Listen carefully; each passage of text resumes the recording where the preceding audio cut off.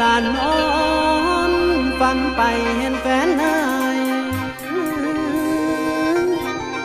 ว่าเจ้าเปลี่ยนแปลงไป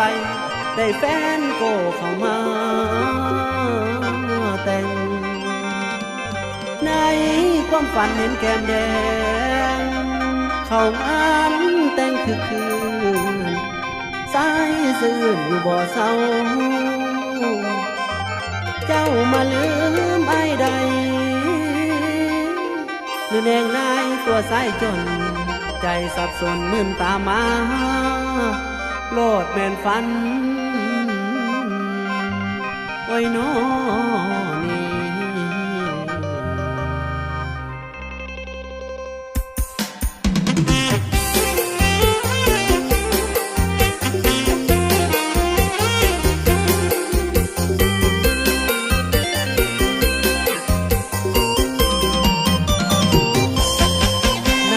ฝันว่าน้องนั้นเขางามแต่ง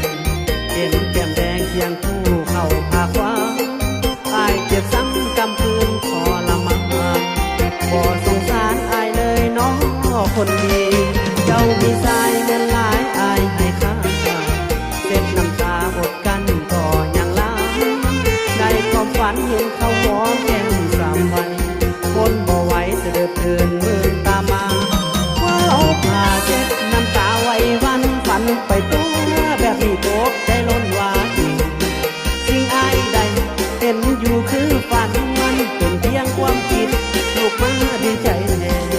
แต่ยังข้างน้ำตาสายไหลอยู่ยังใส่ว่าน้องมีว่าแล้วมีเป็นจังสีใจบ่ทุนหนหวนช่วยแต่ในความฝันสิ่งวอนอย่าเป็นแม่ห้องถามลูกเป็นยังเสียงห้องไห้บอกแม่ไปลูกฝันว่าแฟนเปลี่ยนทางคือฝันว่าให้กลายเป็นดีคิดอย่างกันอย่ายึดมั่นคือความฝันบอกเป็นจริง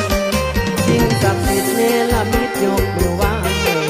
กราบขอวอนให้เป็นภาพเพียงความฝัน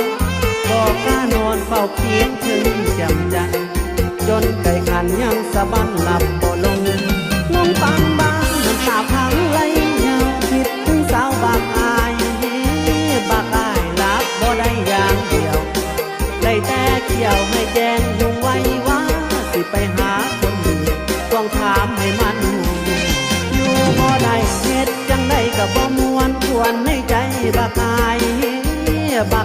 ยังตายแต่มันบ่ยังใจต่อตั้งย้อนพักคนเดียวถึงสิเป็นความฝันก็บั่นทอนหัวใจอาย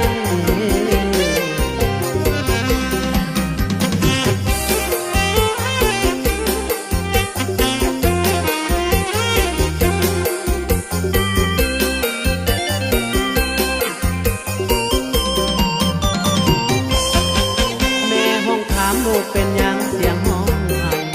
บอกแม่ไปลูกฝันว่าแฟนเปลี่ยนทาง